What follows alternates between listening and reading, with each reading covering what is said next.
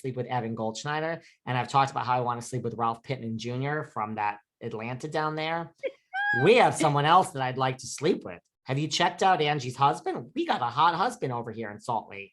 Oh, I love a hot husband alert. Okay, wait, I'm scrolling. He's okay. Cute. We have a new husband, he's right? Looking fine. Oh, yeah, they're all in like cowboy hats out there in Utah.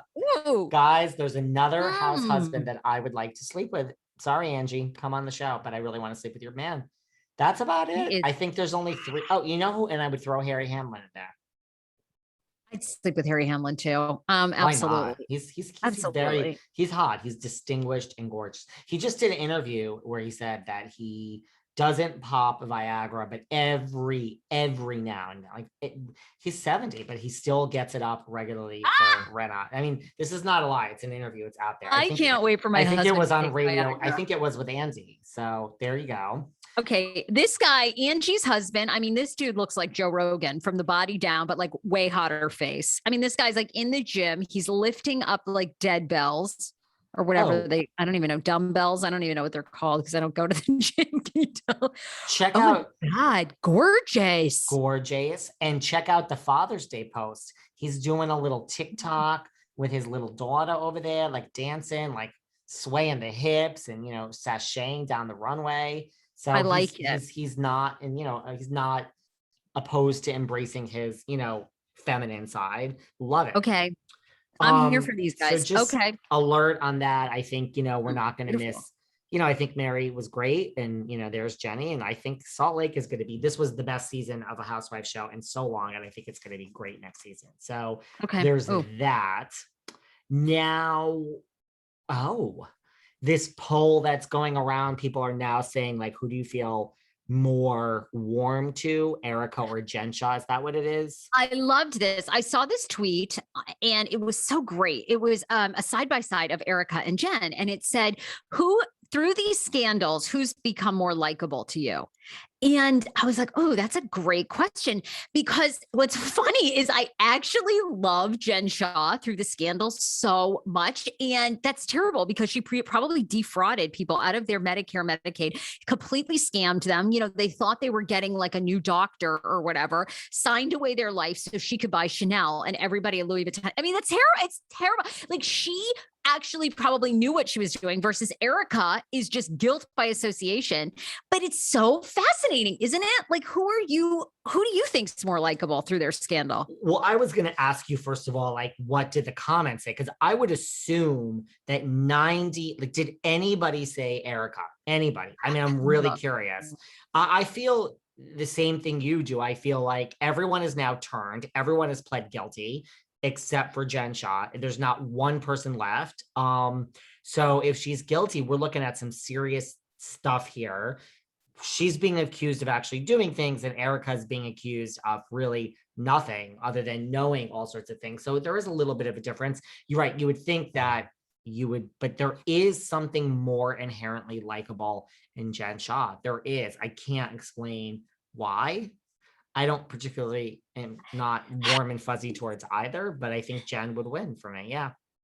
It's so strange because I want to use the word warmth, but like neither one of them are like warm, but there's just something, I guess, more, I don't know, likable, or you know what it is? I think it's like Erika doesn't, like, Jen seems to have a little bit more of a sense of humor, if that makes sense. Yeah. And Erika just like doesn't really, I don't know, doesn't really have it. Oh God, I was trying to find this. I mean, Erika is just like, everybody can go fuck themselves. And like, yeah.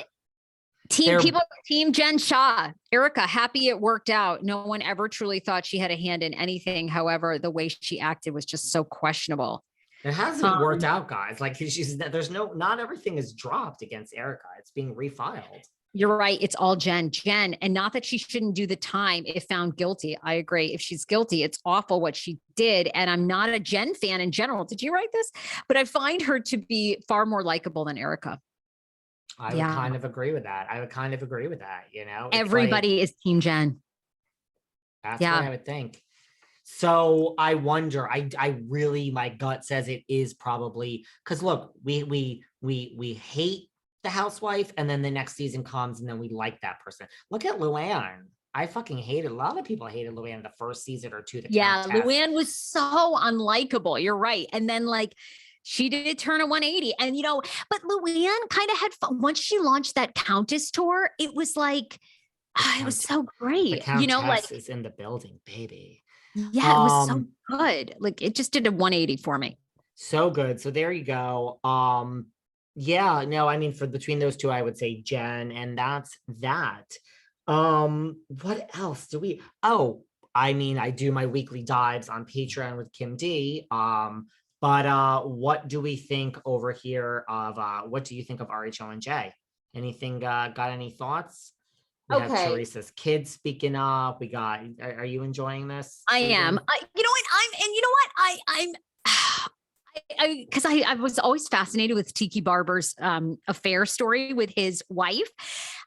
They don't say a lot on the show, but I kind of want them to be.